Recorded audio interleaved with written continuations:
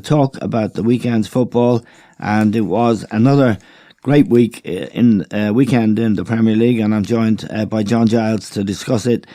John, another fascinating week. The really big game, Liverpool, Manchester United. I thought, first off, John, that it was a very exciting game, and a lot of good quality play from Liverpool, and until the very end, in the very last minute, the game was in the balance. Well, it was in the balance, Eamon, because of the scoreline, which it normally is. But if you take the overall play, in my opinion, I thought Liverpool were way ahead. Yeah, I think if they'd got the second goal early on in the game, it could have been 5 or 6. To be quite honest, that's the way I saw it. Yeah, and the second goal should have come. Our friend VAR, both of us are strong supporters of the concept of VAR, but the way it's being implemented is a disaster.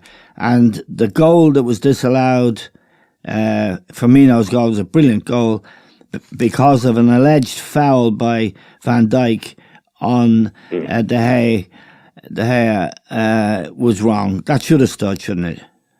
Yeah, well, I don't think that was VAR, Eamon. It was about whoever. No, it was VAR.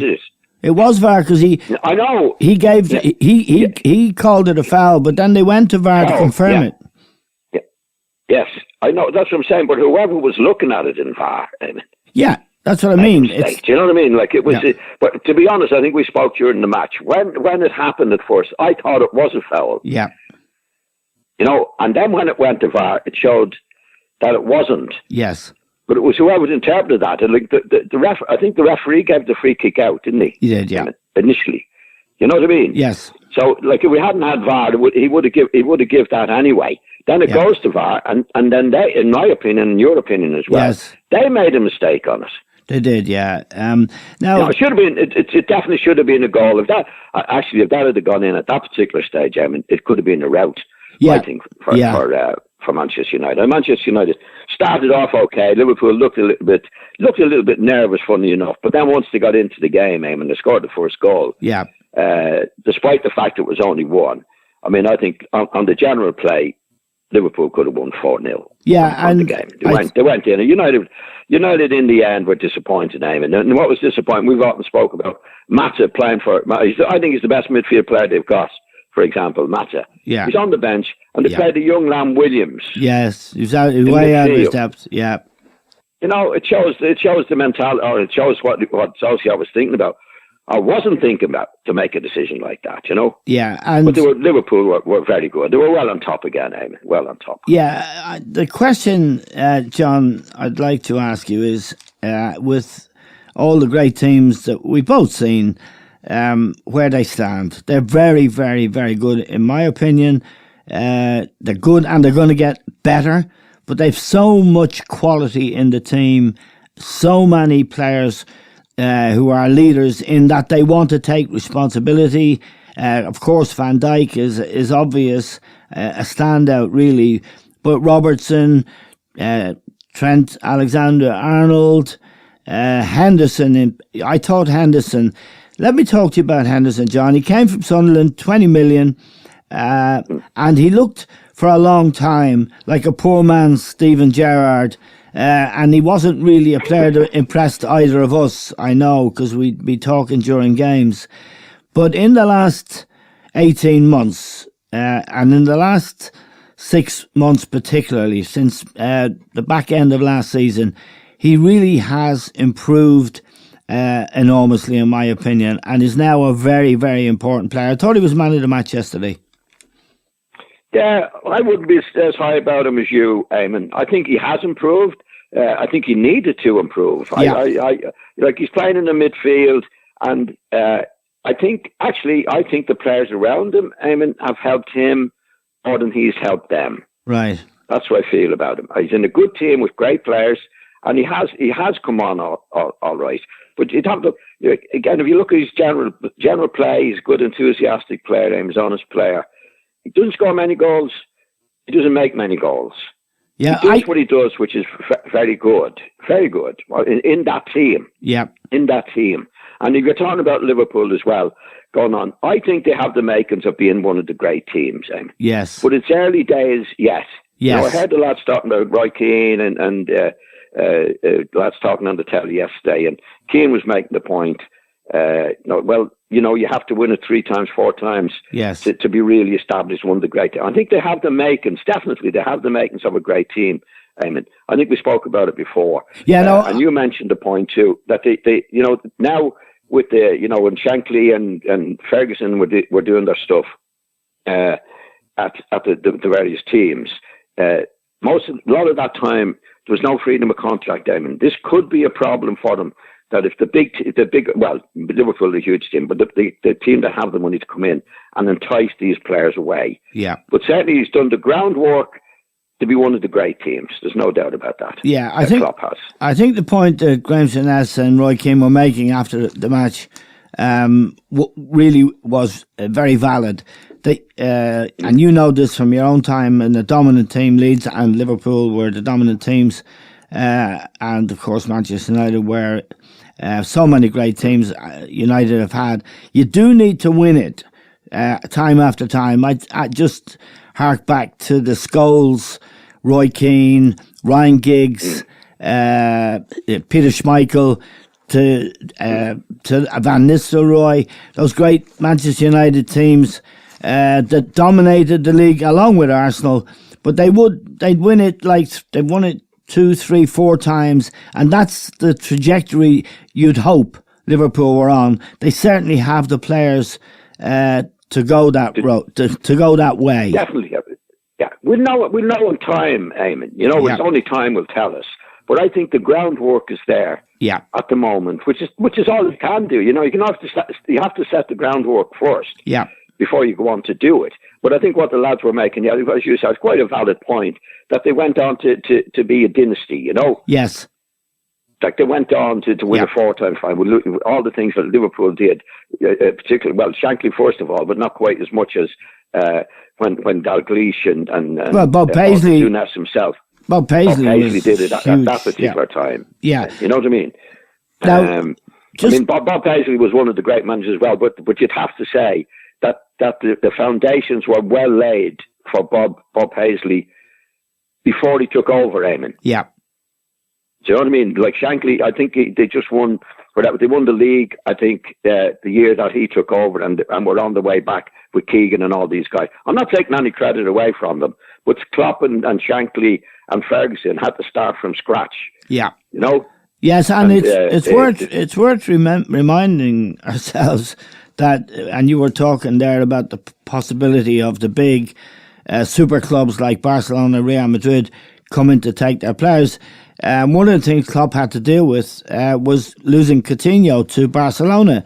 Brendan Rodgers before that lost Suarez to Barcelona.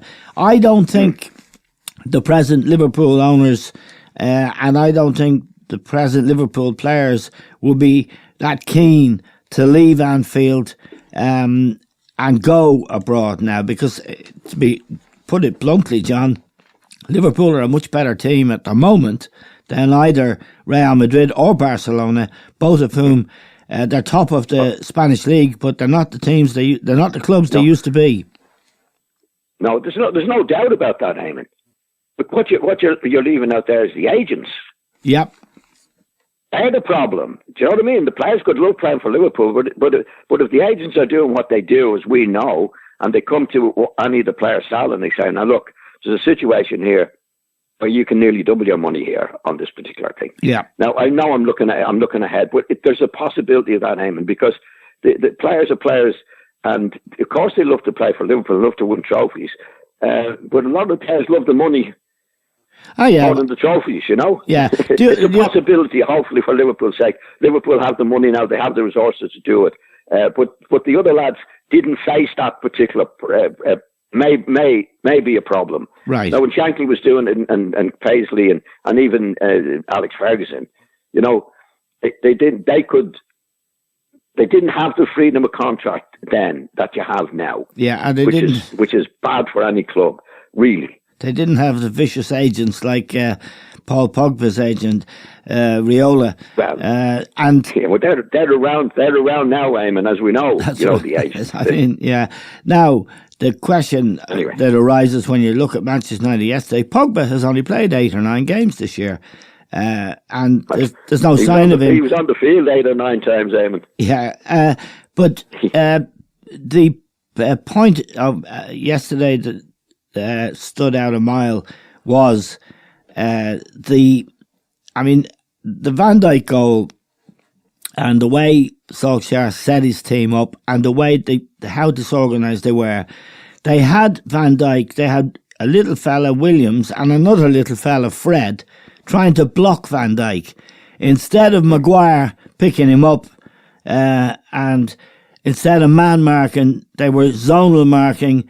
The idea there is that Maguire is free to attack the ball, but they were a shambles for that goal. It was a free header for Van Dijk. And, you know, when people ask about Solskjær and ask, the first question you'd ask is, do they not work on set pieces in training? Because they have the joint worst record against set pieces in the Premier League. I think it's more than set pieces, Eamon. No, I know, but it's one of the. That manifests itself on the pitch the way a team is managed. I just don't think he's up for the job. No, I really don't. I think Manchester United was shambles yesterday in relation to Liverpool. Yeah, but it's one of the. I know there was the incident. It's one of the benchmarks, John. Which is a basic. No, it's one of the benchmarks. This is something that I think they're the worst for conceding from set pieces. I think Aston Villa, who are third from bottom, are also up there. It is one of the benchmarks for judging a coach and how he sets his team up in certain situations. But definitely, Eamon. But if you go to the point, that's what. Like Solskjaer's been over for Manchester United for 12 months now. Yep. They can't do that. No. No, you got Williams, which is like if before the match starts, you've got Williams playing in this particular team as a young lad, playing out of position, but Matt on the bench. Oh no, absolutely. This is before you kick a ball, then. Yeah. You know, this is before you get to the corner kicks or free kicks. Well, again, it just can't be right, you know. Again, this was a tactic. He played Shaw, who hasn't played for weeks and didn't look fit and never looks fit these days. Used to be a very good player, but he's had bad injuries. They played Shaw and Williams to stop Alexander-Arnold getting forward. Yeah. And actually, to a point, it worked. But they couldn't stop Robertson getting forward and all the danger. On the other side, yeah. Yeah, it was on the other side. It's nonsense, Eamon. It's nonsense. If you're putting some player in to stop a fullback coming forward, and I know that Alexander and Robertson are very good, but it just leaves a gap somewhere else. It's. What about getting the ball yourself? You know what I mean? If Matt is on the field and he's getting the ball, then obviously the Liverpool team don't have as much of the ball. Yeah. Don't be getting too compliment tactic, but it just doesn't make sense, Eamon. No. And it leads to, like, Williams was one of the lads on the field who's supposed to be blocking Van Dijk. Yeah. Blocking him. Yeah. You know, Van Dijk. Van Dijk could put him in his pocket. Yeah. Anyway, just to move on. Anyway. To move on to the other major team in the Premier League who are the defending champions, Manchester City, John. 2 seasons they've won it. You could not deny that they were scintillating last season, particularly in their attacking play, and they did not drop a point, or 2 points rather, in even drawing matches to let Liverpool back at them and won it. And they were immensely impressive. Watching them against Crystal Palace at the weekend, and indeed watching them over the last 2 months, there's a glaring problem in their defence, in the middle of the defence. It's either Otamendi, who didn't play on Saturday, or Stones, or Fernandinho, who's a converted midfield player. They just have not got any central defenders. And the Laporte, who they're making a big deal of because he's been injured all season, and they're saying if only they could get him back. But they have got Stones, who was 50 million from Everton, a record for a central defender in England. Pep bought him. He's no good, John, is he? No, I mean, to be honest, I think it's more serious than the defence. Yeah. I think it's gone through the team now. I think it's gone through the team. Yeah. I watched the match on Saturday, and one of the great things they had to protect their defence was the high press, as we call it nowadays, or making it difficult for the opposition. They're not doing that now. They're not. No, they're not. They're not doing that. You know what I mean? And that was 50% of their game. And they're not doing it because of players like David Silva, I think, has gone past his best. You got Fernandinho playing at the back.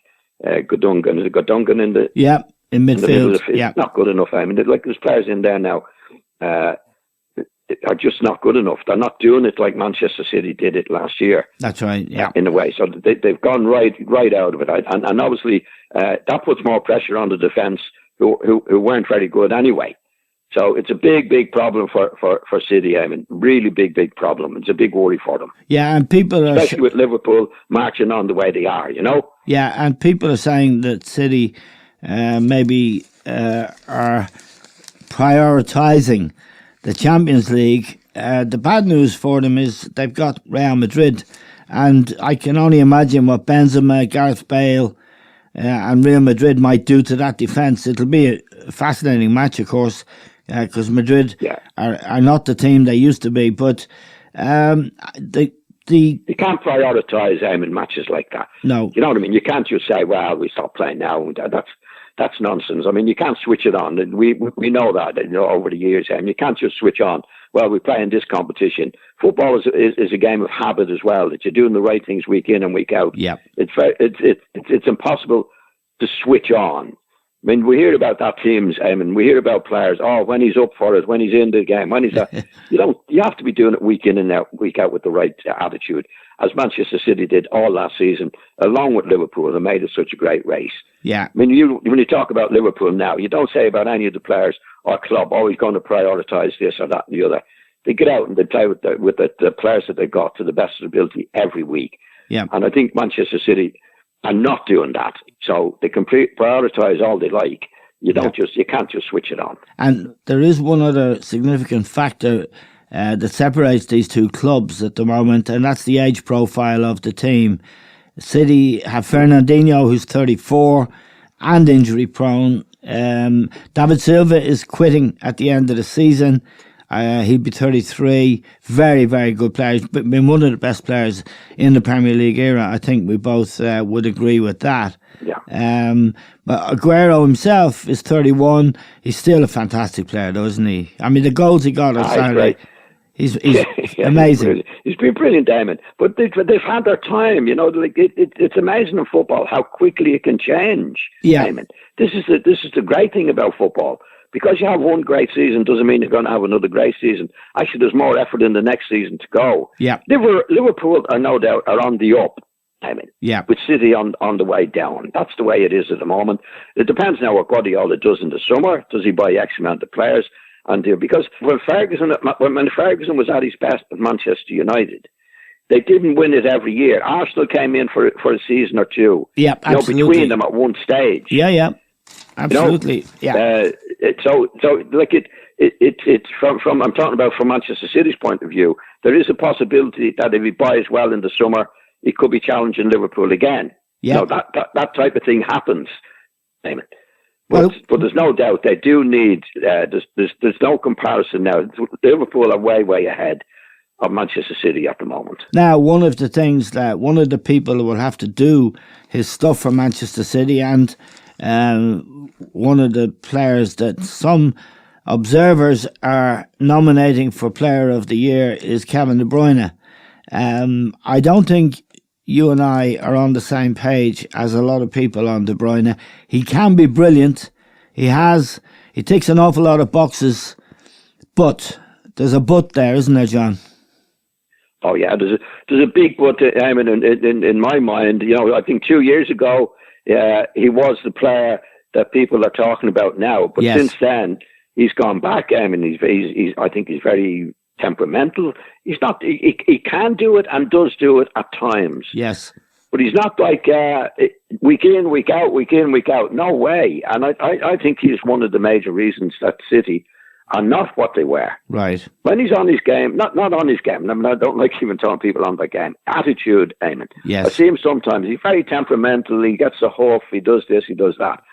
But to be honest, I don't think Klopp would allow him. I don't think Klopp would have him in the team. No. In the way he behaves. He would have him for his ability, but he'd make sure he's playing week in and week out. He hasn't done that. I don't think he's done it for 2 seasons now. Right. And he last season... A lot of people are going on the stats, Eamon. A lot of people are going, he does makes goals. He's very good at doing that. But in his overall play, where you want people in, playing for the team, doing their stuff, doing the stuff, he gives a bad pass and he's shaking his head, shaking his hands at his teammates. Yeah. As if none of it's his fault. No, he needs a good kick up the backside. Yeah, the arse, John, it's called. But anyway. Oh, is it? Okay. I'm very posh, Eamon. I know, yeah. Now, one thing I should say in his defence is that he did have a difficult season with injuries last season. But I agree. Yes, I think we both agree with this. But the zeal with which some of our colleagues across the water praise him is amazing and extraordinary. Now, John, someone that's always of great interest is the special one, Jose Mourinho. And Tottenham went to Watford at the weekend and drew 0-0. And I thought Watford were very unlucky. Troy Deeney missed a penalty. They were bottom of the league. They looked like they were dead. They're actually climbed out of the relegation places. They still have a battle, but the special one has a battle as well, John. He's got players in the team, Vertonghen and Eriksen in particular, who are out of contract at the end of the season, and he's going to have to deal with that, and it's difficult for him. Yeah. Oh, definitely, Eamon. And I watched the match on the weekend and heard him afterwards, and he was coming back to his moany Mourinho. Yeah. They were tough. They were physical. The more physical there was. Do we go for skill? Do we go for physicality? The referee. He didn't want to say something. Then had a rant. And I saw Dele Alli was substituted. Yeah. And he threw a tantrum, Eamon, coming off the pitch as well. So things don't look good for him at the moment. And Watford, you said, were very good, Eamon. I thought they deserved to win. Yeah. The goalkeeper made a good penalty kick from Troy, as you say. Yeah. So the big transformation there since Pearson has gone in. Yeah. But it doesn't look good for Spurs and Mourinho the way he can behave, Eamon, when things are not going right. Yeah, and that's the way he was. I think he behaved like that at the weekend. And they're 8 points off the Champions League place. That's the 4th place, which is occupied at the moment by Chelsea. And of course, that's hugely important for every club, and particularly important for a club who've just built a new stadium and they want to fill it. Nigel Pearson, we should say, who went to Watford, he was the man who built that Leicester team that won the Premier League. He is a kind of a bit of an odd bod, and he got into trouble there, which wasn't entirely of his own making. His son got involved in off-field stuff, and he wouldn't sack his son and left the job himself, which in some ways is admirable. But he knows his stuff, and he's got these guys playing. So if he saves them, it'll be a remarkable job. Just one other match I know that we both watched, and you watched it in particular, Burnley 2, Leicester 1. Now, Leicester were leading in this.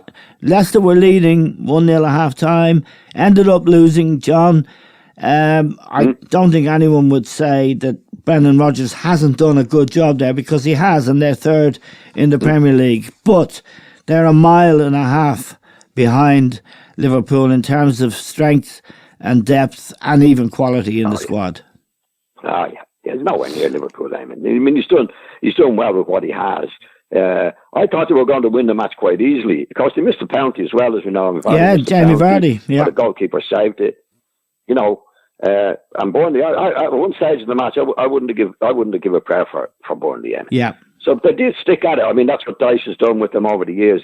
They don't give up, and they keep at it. They keep at it, which they did, and went on to win it, which was a big win for them because they were getting into serious trouble there at Burnley. So that was a big win. It showed good character from them, and not so good for Brendan Rodgers really on the day. Now, Newcastle, Chelsea.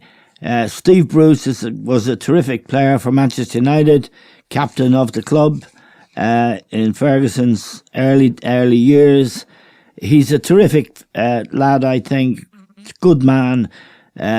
He's managed well. He's got a lot of promotions from the Championship. Never had a really big job. Went to Newcastle. They looked at the time like a basket case, but he's got them to 29 points, which is, they reckon you need 40 to stay up, and I think they will get 40. They beat Chelsea, John, and that's an interesting story in itself. I think Frank Lampard's done a really good job at Chelsea. He's blooded a lot of young players, and they've done really well. Mason Mount, Tammy Abraham, Hudson-Odoi now, also James, the right fullback. They can't score goals, John. No, they haven't got it, and they're very good. They had, I don't know how much possession, 70% possession of the ball. And like anything else, you need somebody to stick it away, and they don't really have a prolific goal scorer at the moment. I watched the match, and I thought, Chelsea have to win this. They got so much possession of the ball, and of course, the Newcastle scored in the last minute from a header. But I think he's done remarkably well, Steve Bruce. I didn't give him a chance, Simon. No. The supporters were against him. Yeah. He wasn't going to get any money off the owner. I thought it was a really, really bad move for him. Yeah. But he's done really well. As you say, he's a good lad. He's honest lad, and he's got them playing. He's turning the crowd around, I think, Eamon, and the points they have at the moment is fantastic from what I thought he would get. Before the season started. He's done really, really well with them. Yeah, and you see him on the touchline. I mean, you've been in management at the highest level, managing Ireland, managing West Brom, who were a Premier League or First Division team, which was the equivalent of the Premier League.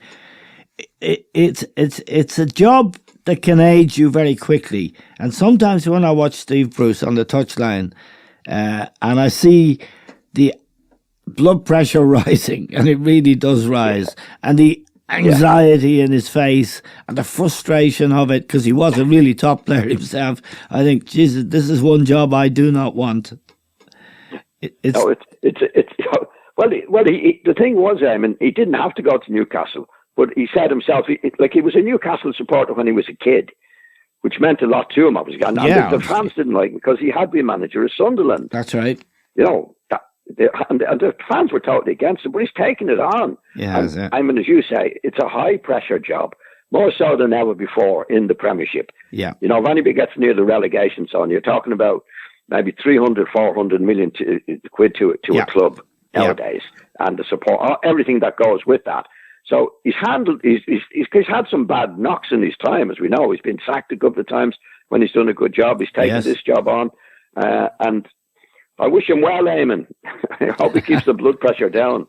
Yeah. Okay. Now, John, before I let you go, your first love and your last love is Leeds United, and they are really a Premier League team in the Championship. They get Premier League crowds. They have Premier League, everything is right for them to be a top Premier League club, but they can't get into the damn thing. Now they're second, but they've lost their last two matches. They're in the promotion place with West Brom. They've lost their last two matches. A 1-0 away to QPR at the weekend is a really bad result. Tell me, you've been there recently to receive the freedom of the city, and the buzz around the club is still there, but they don't appear to have the money. But they do have the coach, Bielsa. He's an Argentinian, and according to Pep Guardiola, he's the best coach in the world. What's the news, John? And what can you say to Leeds fans, many of whom are following the club because you used to play for them? Yeah, I'd like to see them go up, and as you said, they've got all the things there that try to go up, except the team. Yeah. They have the crowd. The crowd are so enthusiastic.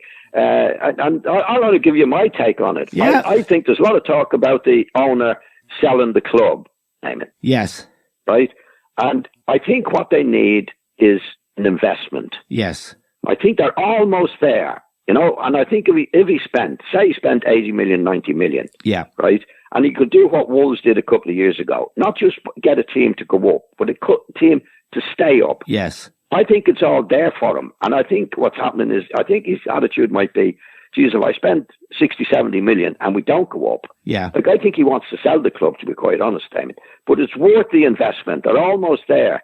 They need a couple of strikers, like most teams, they need a couple of strikers. Yeah. They've got Bamford up front, who's he's okay, Eamon, yeah, but he's not a prolific goal scorer. They don't have a prolific goal scorer. But they're very good. I don't know if you saw them against Arsenal. I did. I thought they were outstanding. They were outstanding in the first half, particularly. Yeah, and they couldn't score, Eamon. Yeah, yeah. On the day, they should have been 2 or 3 up, but they don't have a really recognised goal scorer to finish it off. Yeah, and I think that's what's happening. That's what's happening to them. I'd say against Arsenal were very good. I've seen them a few times. They've been very good, but they don't score the goals that their general play deserves. Right. So therefore, teams can come back at them. Right. And it happened to them last year as well. I think the owner is making a mistake. I think if he spent 80 million, now it's easy for me to tell him to spend his money, but if he put 80, 90 million into it, Eamon, on a few good, really, really top-class strikers, yes, they get up to the Premiership and stay up. Yeah. So if he's selling the club and they went up, he'd get 4 times his money, right, than he would now. What they need. So it's very frustrating for the team and everybody associated with Leeds United, because they can be very good. They did it last year, Eamon. Yeah. They got into the playoffs, and 3 or 4 of their best players were injured. Yes. They didn't have the depth in squad, and I think it's the same this year. They haven't really bought any players, They need a Middle Eastern owner, John. Yes, a sugar daddy. I think there are big money people interested in them. Yeah, because there's talk about this guy selling the club. But if he put a few quid in himself and went up, he'd get 5 or 6 times the amount. Well, there's a rumor. It's made for them. They got a history. They got a great support. Absolutely fanatical supporters. Well, you probably get it on your podcast from Leeds supporters in Ireland. Yeah, there's still loads of them. Yep. They're all about 60 now, Eamon. And they're all looking to you to put your hand in your pocket and buy the club yourself. But that's another day's work. Well, I'll put a few quid in, Eamon. Okay, that's the special offer of the week. Giles bails out Leeds United. John, thanks very much for joining us.